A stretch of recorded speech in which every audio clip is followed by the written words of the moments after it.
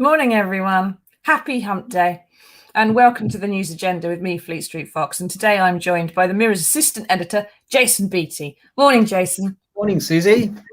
We're going to take you through the biggest stories of the day. We want you to dig into the comments, ask us your questions. We can't answer them all. We will answer the best ones. And let's hope we don't have quite the same technical disaster that we had on Monday, where I ended up doing this whole thing by myself. I'm going to have throat lozenges this time if I have to yabber for half an hour.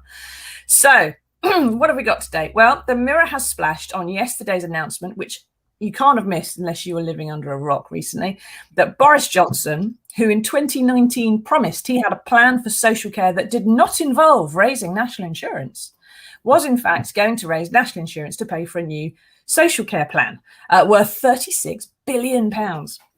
Now, there's an awful lot of problems with what he's done, which we will get to, I'm sure, not least of which is that it will be paid for by people earning as little as £9,500 a year. It breaks a manifesto promise. It isn't even going to fix social care for at least 2 or 3 years.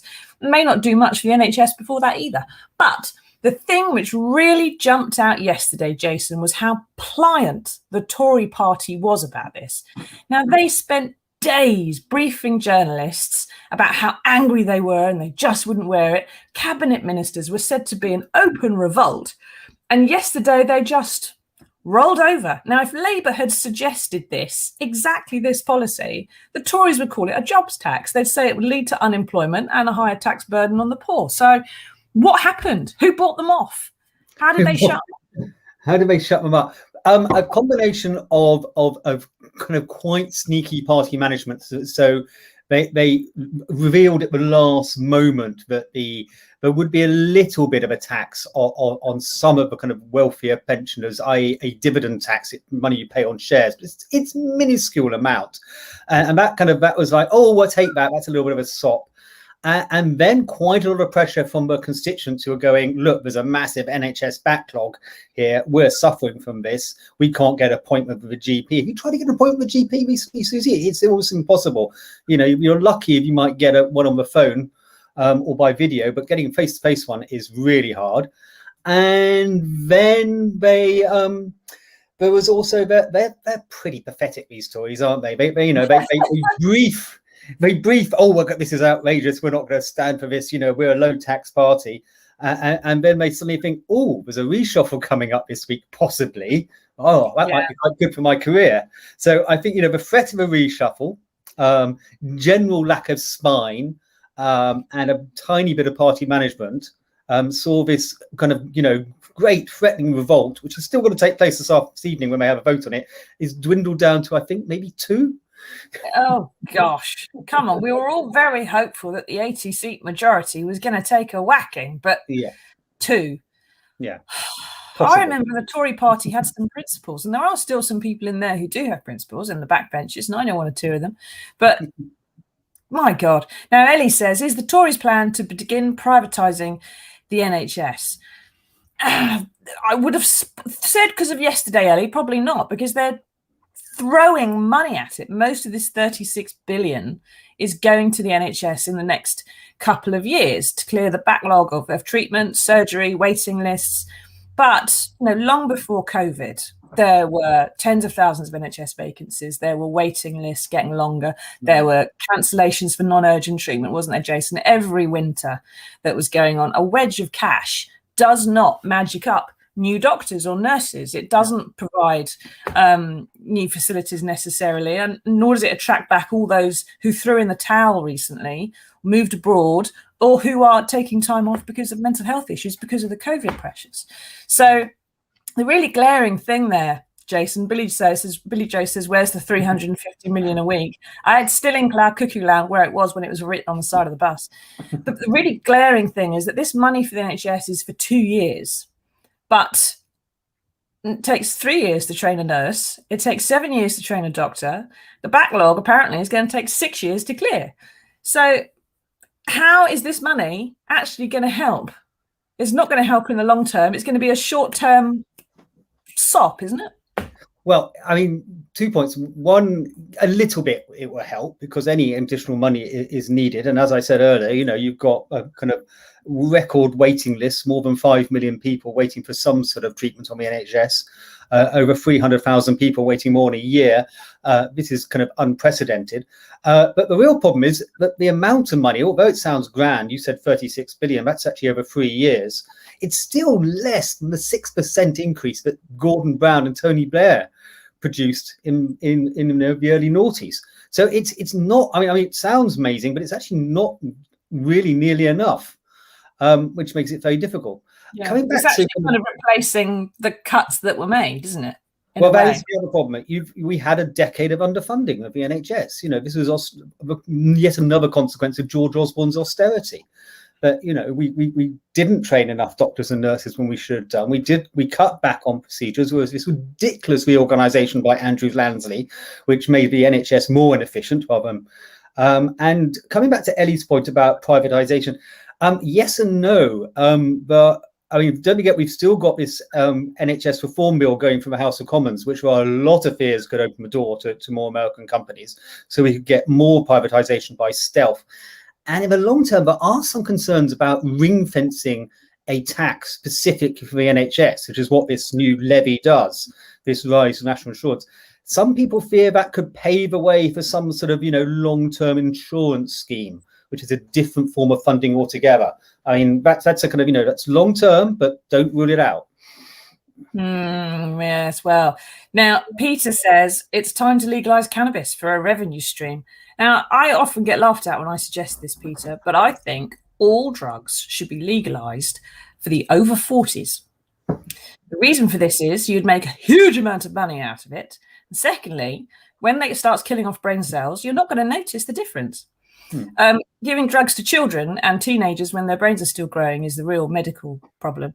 But I'm not entirely sure Boris Johnson, although he's abandoning a lot of manifesto promises, is going to start legalising puff anytime soon. Now, Heather says, has anyone asked how much of the raised national insurance income, allegedly to reduce waiting lists, will be handed to private health companies and Tory donors? That's the thing. Part of the COVID money, many billions, Jason, went to private hospital providers to clear the backlog of cases they didn't want to send through hospitals, outpatients and things like that.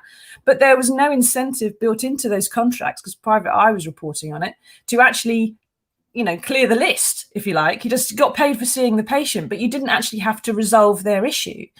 And billions went on that. So how do we know, let's assume, as she says, how do we know that it's not going to go out to private health companies again? Because, of course, they've got the doctors and the staff and the facilities, perhaps, that, the NHS has not got.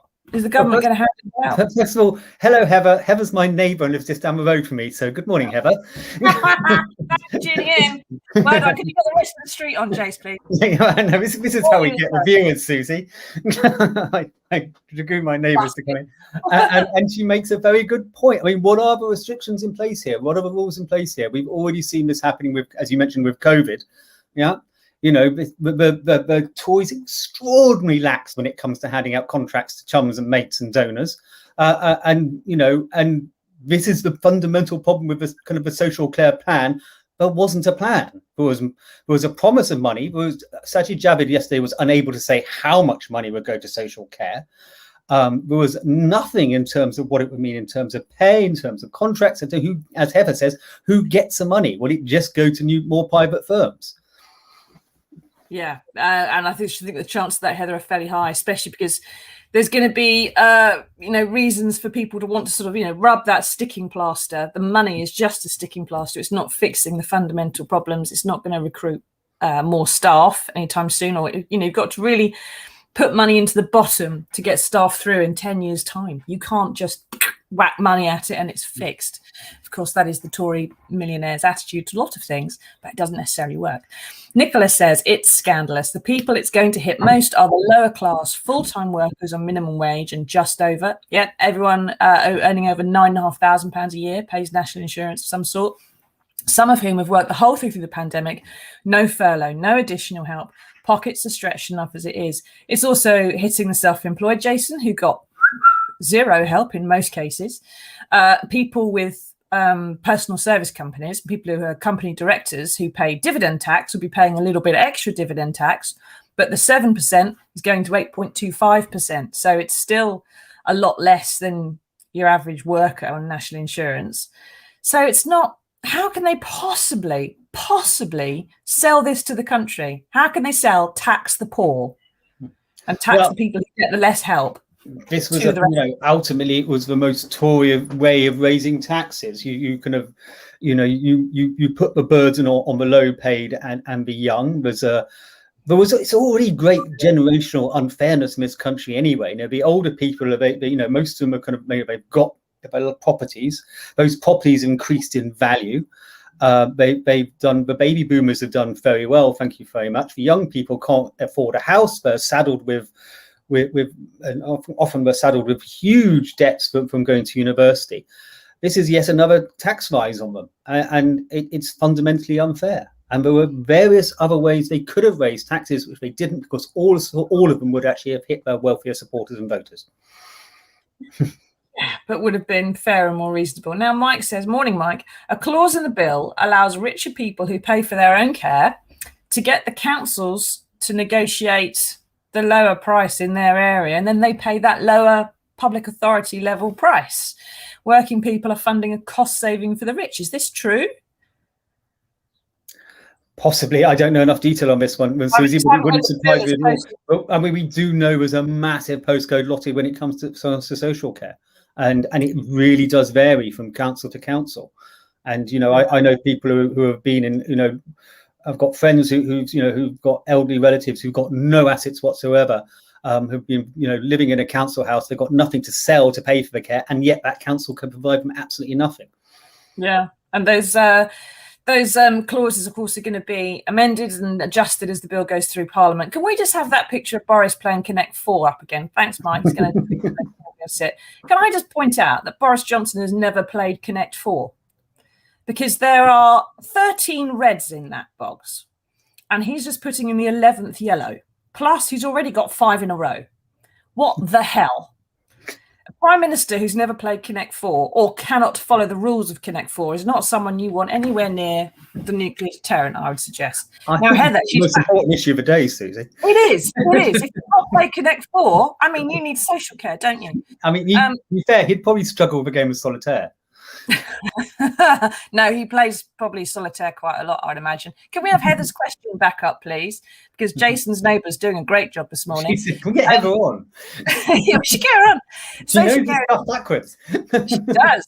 Obviously, I know where you're getting your stories from now. Social care is commissioned and funded via local government, which has faced 50% cuts in the austerity measures since 2010. Is local government going to get a better funding settlement from this new revenue? She's got a point, isn't she? Because the adult social care, the stuff you have coming to your home, if you are less able to do things, if you're ill for a period, or if you're a long-term ill, that's all paid for by your local authority. And usually it comes out of council tax. It doesn't come out of this, does it? This is, again, we're coming back to sorry to sound like a kind of repeat myself, but we're coming back to the problems with Osborne's austerity. I mean, George Osborne made a deliberate decision to put the greatest burden of the cuts onto local authorities. He did it because it was politically convenient, because the councils got the blame, not him. And of all the departments, of all the areas, they suffered by far the greatest proportion of cuts. And we're now living with these consequences because councils have a statutory duty to provide certain services, and that's all they can afford to provide. So everything else is gone. And I'm afraid, the victims of this are not just people who want social care, but it's kind of children's services. It's where your bins get emptied, it's the state of your local parks. It's just all that public realm, the things which make people's lives better, is being completely and utterly ravaged by these cuts. Yeah, and bear in mind as well, when the Tories say, well, just pay HGV drivers more. Don't want foreign ones, just pay HGV drivers more. Cost of emptying your bins goes up, and therefore they get emptied less often. Thanks, Tories. Now, what do you think about the national insurance rise? Are you happy to pay a bit extra? Are you furious at the way they've done it? Do you want to pay something different? Do you want a national care service? Do you think this is going to work? Get into the comments and let us know. John says, good morning, John. Charging capital gains tax at the same rate as income tax would rake in billions sustainably. Johnson is protecting his class interests while hammering the poor. Stop voting Tory. There's a spread. Absolutely right with this. Yeah. I mean, capital gains tax is charged at 28% at the moment. Highest rate of income tax is 40%. You raise that capital gains tax to that same level, you're raking 9 billion a year easily. There's also something called entrepreneurs relief, which is a kind of a form of capital gains tax, which is only to 5,000 business people kind of claimed last year. That if we stop that, you'd rake in about 3.9 billion. That would easily cover the cost of the money raised from raising national insurance and be a lot fairer. I've never heard of entrepreneurs relief. How do I qualify for it? I'm Googling it the minute we get off air. Now, what would the alternatives be, though? Because there's a bit on that second spread there about how else we could fund it, which is worth digging into and having a look if you go out and buy a copy of the paper today. Now, Andy Burnham, King of the North, was yesterday suggesting a proper national care service funded by a 10% increase in inheritance tax, which would, of course, tax the wealthier among us. But Labour hasn't suggested anything yet officially because they're still waiting to come up with an idea. But Nicola Sturgeon in Scotland is also suggesting using her share of the money to create a national care service. So why are we doing it this way? Jason, why don't we go the whole hog? If the Tories want the glory, just say penny on income tax, national care service, everyone shut up. Income tax is in many ways one of the fairest ways. It's because it's paid by all generations. I mean, the thing about national insurance is you're over 66, you don't pay it.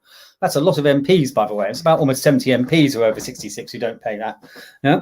So you don't pay national insurance? No, you don't pay national insurance once you're over 66. And even more, you don't pay it on investments or rental income or any other assets you have. So if you're a wealthy person, yeah. Am I right in thinking that the Tory MPs are generally older than the Labour MPs? I haven't looked into that one, but possibly. Anyway, so national insurance is a really unfair tax because it doesn't, it puts a burden, as I said, on the young and below paid. Income tax is much fairer because that's, even if you're a pensioner, you've got additional income, you still have to pay income tax on it. So that's much fairer. But Boris Johnson said he didn't want that because businesses don't pay it. Well, why not just, put more taxes on business in addition to that? Would be my suggestion. The other alternative is a wealth tax. Now, a wealth tax is quite interesting. This is gaining ground around the world. Argentina introduced one to pay for the cost of COVID. And what's happened, interestingly, over the last kind of 2 decades is actually income inequality has remained more or less the same. People aren't earning the rich aren't earning masses of money more than they used to. What they have got, they've got masses more wealth. And that's kind of things like the rise in house prices, for example. So wealth inequality has increased massively. It's kind of almost doubled in the last decade. So you've got these people sitting on huge assets, which could easily be taxed. And let's say if you've got £4 million in wealth and you put a 1% tax on that, you could raise 20 billion quite easily. But as it says in the Mirror, it makes a point of saying lots of people own land and own property, but don't have cash necessarily. So there are people who are cash rich, but cash poor, but property rich. There's farmers, for example, who own lots of land, but make no profits on anything. That is the flaw, but you should be able to design a tax which takes that into account. So you could have an exemption for farmers, for example. If we had half a brain, that in the country, that would be handy. Now, Leslie says, what about the ones on benefits? What are they going to contribute? I'm on minimum wage and struggling. You only pay national insurance if you're working or if you're an employer. So you will be paying national insurance extra if you pay it already, Leslie. If you're earning over £9,500 a year, you'll be paying national insurance contributions and they're going up. Heather, she's back. This is like staged with David Tennant and Michael Sheen as a neighbour is getting involved. Happy to give you a quick lesson on council funding. Send you my stuff for Women's Budget Group. Nice one, Jace. You've got a hot take. Now, there is some... thank you, Heather. You can come back again. I like you. Now, it's not all bad news, at least not if you are Jeff Bezos or a Tory donor. Amazon revealed yesterday that it made an extra £7 billion in revenue last year in the UK alone and paid just 200 million extra in tax. And it didn't say what its profits were or how much of that tax was corporation tax and other kinds of direct taxes. And on page 8 of the Mirror today, a firm whose boss has donated £60,000 to the Tories made a, wait for it, 9,000% profit surge after he won a PPE contract. David Mellor, not that one, the other one, he runs Mellor Designs, and he used the special VIP lane, which seems to stink to high heaven about deals for mates, to get this contract. And despite being a seller of fashion accessories the year before, worth about £13 million, he suddenly turned into a face mask supplier and got a 160, 10 times bigger £1 million government contract via everyone's favourite human being, Matt Hancock. Now, Jason, we all know this sort of thing's been going on through the pandemic. It's not really a surprise. The question is, I suppose, whether combined with the national insurance increase, the tax on the poor, handing out this kind of cash to your mates is really going to be enough to puncture the Prime Minister's popularity with the red wall Brexit supporting voters who got him into number 10. Is it going to compute? It doesn't seem to. I think part of the reason is that kind of people got this idea that it was an emergency, and as long as the kit was delivered, they were okay. But it's the longer term burn on these sort of issues. It's the general drip of cronyism which will damage them in the long run. And it may not be this story, but when they find a story where they, the Tories have done a kind of, mates rates yet again, and it's about the Tories lining their own pocket, then it begins to really sting. But in this instance, I mean, it does stink. It's extraordinary they're allowed to do it. But I think they kind of almost got away with it, unfortunately. But I mean, all credit to people like the Good Law Project for keep hammering away at this, because it needs exposing, because it's, they claim it was extraordinary times, but it shouldn't mean extraordinary times. Shouldn't mean you just kind of, just throw the rule book out completely and just do what you like. Because I can understand there being perhaps a VIP lane for contracts, but that VIP lane should be for people who are already medical equipment suppliers, for example, not people that happen to know cabinet ministers, happen to go in the pub with them once, or give cash to the party. There's something slightly unsavoury about profiteering from a pandemic, in my opinion. But hey, well, that's always going to happen. Del Boy always comes out of the woodwork, doesn't he, in a crisis? We've seen that more than once. Now, I suppose as well, to be fair, these companies would argue, and rightly and accurately, they'll be paying more tax on this money. They'll be paying more corporation tax or dividend tax, and also that they'll be paying more national insurance, both as employers and their employees will be paying more national insurance, which therefore funds the hospital boost and the social care settlement. I don't know if that would wash with anybody. But so kind and generous, Susie, to see both sides of this. Because Jeff Bezos is a lovely, lovely man, and he has so much money kind of going around. He can spend it on flying to space and things. Yeah, he just says right to it. Why not? Now, Patrick says he's gone away again. I only saw the first bit of what he said. There he is. Primary care is a business, an independent contractor making profit from the patients. Thinking about GPs there being a business, they are run as businesses. Whether they should be run as businesses is something that I think is probably a bad idea. I'm not sure which government brought it in, but we have had many years of mismanagement of various bits of the health service, and it would be nice, I agree with Andy Burnham, to have an NHS and an NCS that could actually talk to each other and have economies of scale and all be ordering the same drugs and the same equipment and have the same standards and the same levels of career progression and salary scales. So you don't have 17-year-olds on minimum wage helping people at the end of their lives and struggling sometimes in care homes during pandemics. I think that would be great. Anyway, we do have some good news coming up, but what do you think about the national insurance increase? What do you think about paying a bit more tax for a care service? Do you want a national care service? Are you happy to have this cap on care costs? Are you happy for richer people to keep their homes? Is that your biggest issue and worry about these things? Get into the comments, ask us your questions. We will try and address them later. And if you want to ask Heather anything, she seems to be an expert and she's obviously around. Now, we do have some good news, and here it is.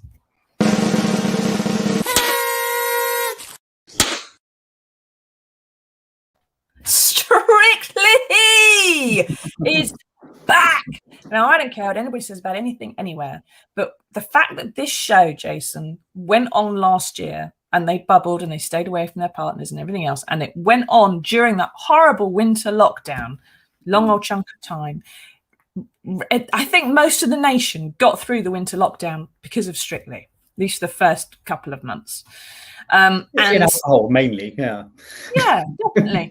It's proper event TV of the kind that we used to have before streaming services. Children, my daughter, who's 5, says, "Can you just put that and that on?" Because she knows it'll just be instant. And when I have to say, "No, Danger Mouse isn't on at this time of day," she goes, "What?" And she can't cope. But this is event TV. The whole nation almost sits down to watch it. Whole families sit together. There's 3 generations of my family sitting and watch Strictly on a Saturday night when it comes out. I am stoked just to see the trailer, which is coming out shortly, of all these lovely tan shiny people with fantastic figures and wonderful frocks. And in a week or so's time, 10 days, the first show, Jason. Who do you think, which pro dancer, because we don't know about all the amateur dancers yet, but which pro dancer are you going to be praying for to win this time? Oh, I don't know, Susie. I'm more of a Bake Off fan. When's that coming back? Oh, for God's sake. No. I'm not. I prefer hundreds of thousands to sequins, honestly. No. We want cakes. Nazi cakes. Must be right. Must be just like this. Otherwise you get shot and sent out. No. At least Mary Berry's not anymore. She really frightened me. I don't like her. She was scary, wasn't she? Prue's much nicer. Yeah. Well, yes, but it's still just cake. Yeah, no, there was Daily Mail, wasn't nice. It was a bit. Yeah. I couldn't cope. I don't like perfect cakes. It's not right. The whole thing about Bake Off, they don't come up perfect. They have soggy bottoms and they go wrong, and everything's like, but it's in a tent and it's gentle and it reminds me of summer. Well, Strictly is the nights coming in. No. You don't get any Anne Widdecombe's, or John Sargent's getting through and through every week, because despite their terrible behaviour, which is what you do get on Strictly. I'm praying for Ali Ash because he's my daughter's absolute favourite. If you're watching Ali Ash, we'd love a ticket. I'm going to put Sarah, okay, there you go. You want an answer? You got him. Now, Sarah says, when are they going to put a single mum in charge of the national budget instead of those that have never needed to budget? This is such a good question. Can I just say, one of the great flaws we have, and this is not just this government, but this government's particularly bad, is they just don't ever consult people who actually might be affected by their policies. And there's a really good argument that before you introduce any policy, you get together those people who are going to be affected by it. Let's say you're doing welfare, you talk to actually people who are on welfare. Let's say you're designing a policy which is going to directly affect a single mother. You talk to some single mothers, and then you devise a policy. But what we do is we get these kind of out of touch ministers and civil servants, and they sit in their little think tank bubbles and they dream up these ideas and they just impose them on people. And then they're going to go, oh, it didn't work. And it's because they never asked anybody what they actually wanted. Yeah, exactly. Margaret Thatcher's big sell when she got into power was, I do a household budget. A housewife is the best person to run the nation's finances, kind of thing. And she was very popular for saying that kind of stuff. My mother still quotes it, sadly. But yes, a single mum would be good. Getting, random people in to have dinner with the Prime Minister once a month rather than billionaire donors would also be a great idea. I think maybe even government by jury selection. I don't care. Anyone but the system we've got now. It doesn't seem to be working. Now, Michael's question, because there's an answer to this.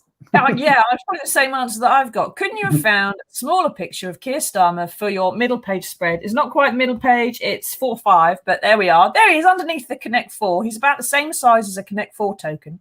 I ask again, who does the Mirror support these days? Jason, you can probably tell us who the Mirror supports, but as far as I'm aware, Keir Starmer didn't really come up with any alternatives yesterday, did he? Well, Michael, if you read Monday's paper, you would have seen we had a massive great interview with Keir Starmer, which we put on the front page, and we gave him 2 pages inside, and it was all about Keir Starmer and Labour and social care. And that is the reason why he's got a slightly smaller picture today, because we gave him as much coverage as we could the day before. And that's how it goes, I'm afraid. A big news story comes along and we have to cover it. And as I said, we could not have given him more coverage if we tried the day before. That's your answer. And we did discuss it here on the news agenda on Monday. And as we discussed at the time, there's not an awful lot that he kind of left it all a bit open because they're waiting for the Labour manifesto yet to be agreed after the Labour conference end of this month. So they don't really have any policies just yet. But there was a lovely big picture of Keir Starmer for you. Let's say his name again, Keir Starmer. I've got a friend, by the way, who just WhatsApps, not remotely interested in politics, but just WhatsApps pictures of Keir Starmer with herself and another mate, not me, another mate, where they think he looks sexy. So there's a little sexy Keir Starmer WhatsApp group, Sexy Starmer. It's strange. Although he's a great chap. Thank you, everyone, for taking part. Thank you, Jason, for joining us. Thank you, Heather. But please come back and school us again another time. Don't vote Tory. Let's hope that the Conservatives actually manage to, rebel properly when this legislation comes through Parliament. We'll be back next Monday for another edition of the News Agenda. And hopefully in a couple of weeks, we are going to be at Labour conference and we will be having shadow Labour ministers right here on this show to answer your questions during Labour conference. So make sure you tune in at the end of the month. Breaking news there. Thank you, everyone, for taking part. We'll see you on Monday.